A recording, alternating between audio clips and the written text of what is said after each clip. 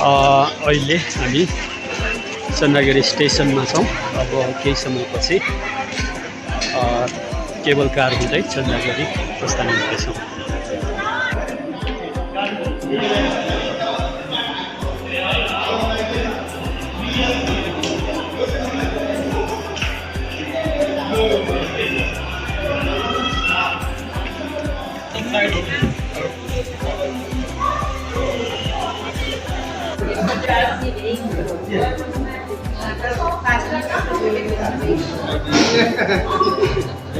यो चाहिँ के वेटिङ रुम हो?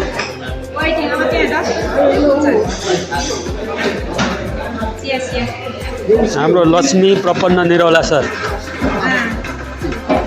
टेकबहादुर पोखरेल सर, सुप्रिया पोखरेल मेरो विद्यार्थीको बाबा हुनुहुँदो रहेछ। हाम्रो कल्पना दिदी अनि अनुपम निरौलाको बाबा हुनुहुन्छ। आज हामी चाहिँ उहाँहरूको एउटा शिक्षा लिने कार्यक्रममा छौँ। म टपिक चाहिँ सञ्चालक शिक्षा सम्पत्ति शुद्धिकरण। हजुर 10 बजे म औषधि खान्छु, खाना खाएर खाने गरेको।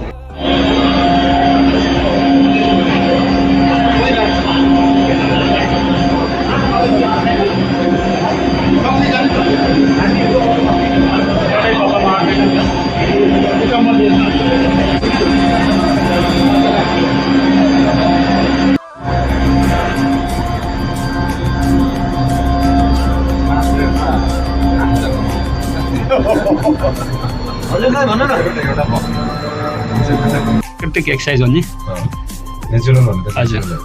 कतिवटा छ यो? टोटल 38 वटा छ यस्तो। यो मान्छे बोक्ने चाहिँ दुईटा चाहिँ सामान बोक्ने गरेर 40 वटा टोटल। 38,000 एक पटकमा। यसलाई हजुरहरूलाई जस्तै हामी नेपालीमा यसलाई केबल कार भन्छौँ नि। नेपालीमा के भयो? अघि तल डिस्कसन चलाएको थियो फेदमा स्टेसनमा। हो, अब नेपालीमा चाहिँ के पो भन्छ? यहाँ स्टाफै हुनुहुँदो रहेछ। अब नेपालीबाटै भन्नुपर्दा चाहिँ यसलाई अब एउटा त रोपवे पनि भन्छ, त्यो पनि इङ्ग्लिसबाटै भइहाल्यो। रोपवे चाहिँ त्यो सिमेन्टी बोक्ने हो। पहिला त्यो उता आउँथ्यो उबाट। यसलाई चाहिँ रज्जु मार्ग भन्छ। स्पिड वाइज हुन्छ यो होइन। अहिले यो नर्मल स्पिडमा लगभग 14 मिनट लाग्छ। 2.5 किलोमिटरको डिस्टेन्स हो, 14 मिनटमा कभर गर्छ। यो त एकदम नर्मल यो नर्मल स्पिड हो। यो म्याक्सिमम स्पिडमा 11 मिनट। स्पिड घटबड। अनि चन्द्रगिरी यस्तो छ तपाईँको यो खासमा चाहिँ हाम्रो केबल कार कुरा यो रोप दिनमा इन एभरेज है कति मान्छे अपन तपाईँको यो पब्लिक होलिडेमा चाहिँ तपाईँको नर्मल 4000 एबोभ हुन्छ। नर्मल डेमा 1500। तपाईँको फ्राइडे अलिकति बढी हुन्छ, स्याटरडे चाहिँ 4000 नै हुन्छ। भनेपछि छुट्टीको बेला पब्लिक होलिडेमा 4000 अनि नर्मल डेमा एभरेजमा 1500।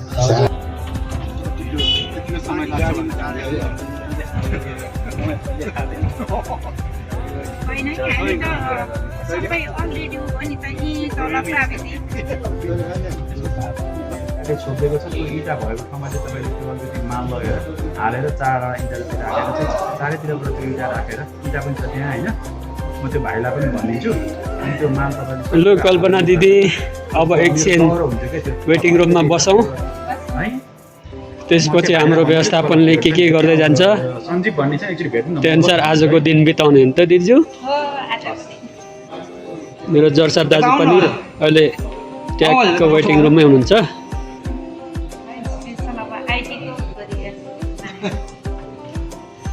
ल बसौँ लक्ष्मी प्रपन्न सर भनिसकेपछि नातिनी होइन, हामीले त कसरी नातिनी, हाम्रो वर्गको मान्छेले कसरी नातिनी भन्ने शिक्षाको हिसाबमा तिमीलाई केले त्यो मोटिभेट गर्नु होइन? मोटिभेसन के गर्नु भनेको होइन। पेन्टिङ गर्नु आर्ट काहीँ न काहीँ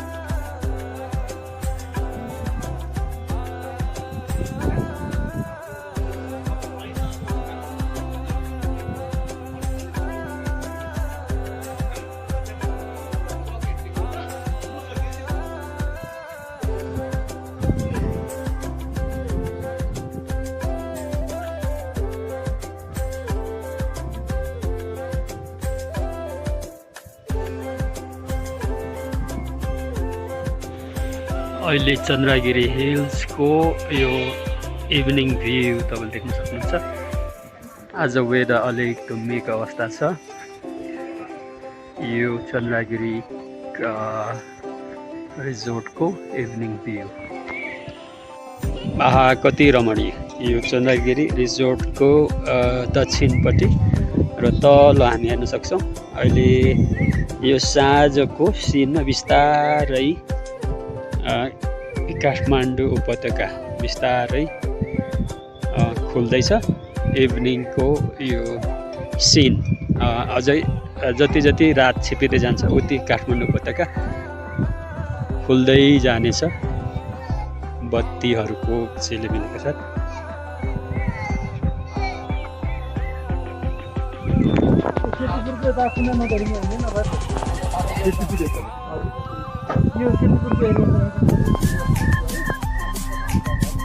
होइन नि कलङ्की यहाँ उठ्यो भने त उता जाने भए त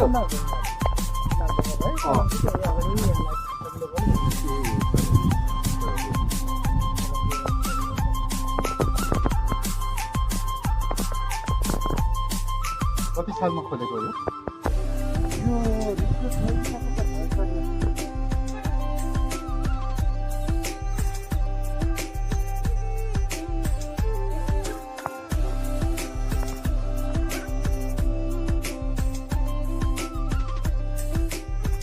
यो हो चन्द्रगिरी हिल्सको रिसोर्ट। यसको टोटल भ्यू चाहिँ यहाँदेखि देख्न पाइन्छ।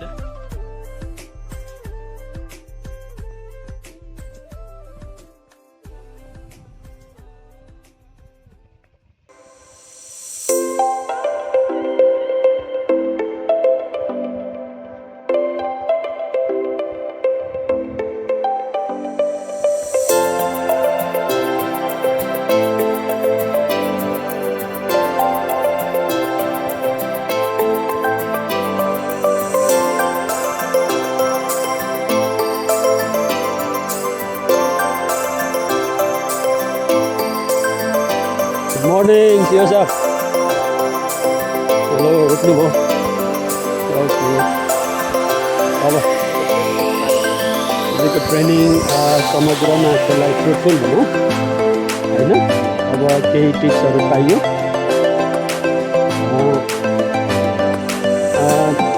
त्यो अब त्यो टिप्सहरूलाई चाहिँ हामीले इम्प्लिमेन्ट गर्दै जानुपर्छ।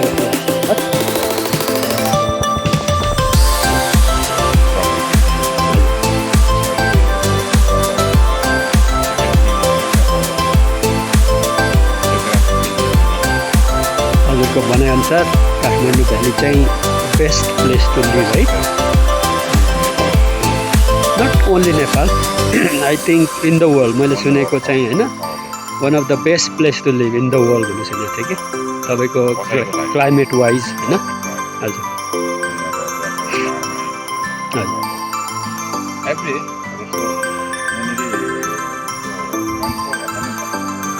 वर्षभरि नै साह्रै गर्मीमा चिसोमा त ठिकै। सबै मान्छेले अब यस्तो हजुर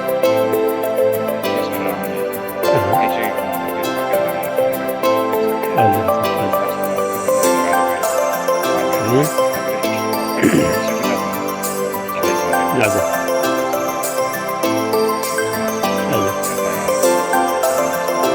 हजुरले हजुरले सुरु गर्नुभयो नि पहिलो फेज तपाईँको राजाहरूले उहिले टेस्टेड प्लेसमा बस्दैछ नि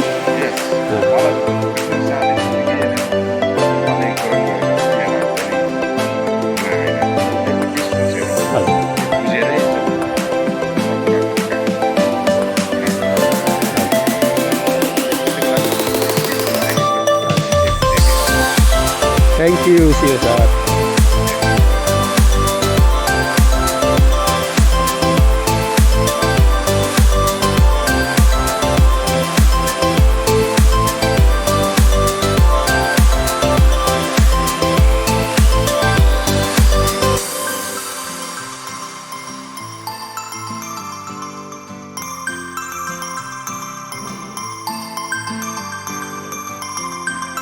सेवारो अब चाहिँ हामी अब फर्कने क्रममा छौँ है त सियो सर एक्जिट लिइसक्यो चेकआउट लिइसक्यो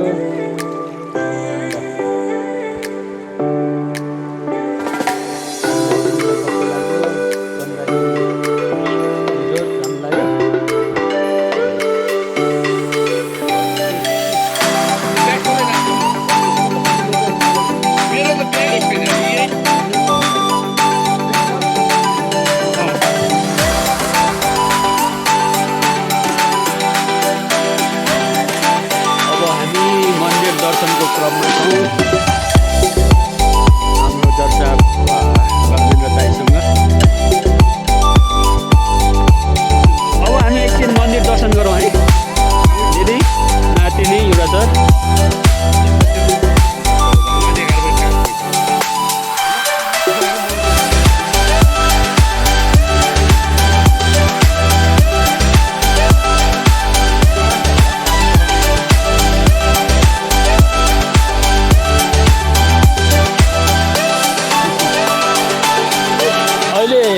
दर्शकले के भन्नुहुन्छ दिदी अहिले त खालि कल्पना मात्रै उहिले क्याप्टेन भएको कुराहरू कल्पना मात्रै आउँछ र अहिले अनि अब त्यो त आफ्नो आफ्नो यो मेमोरीको कुराहरू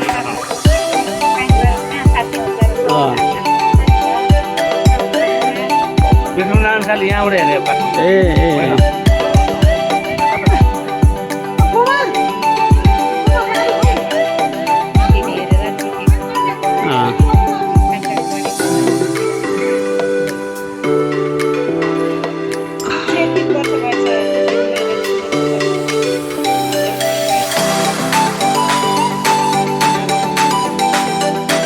हुन्छ हुन्छ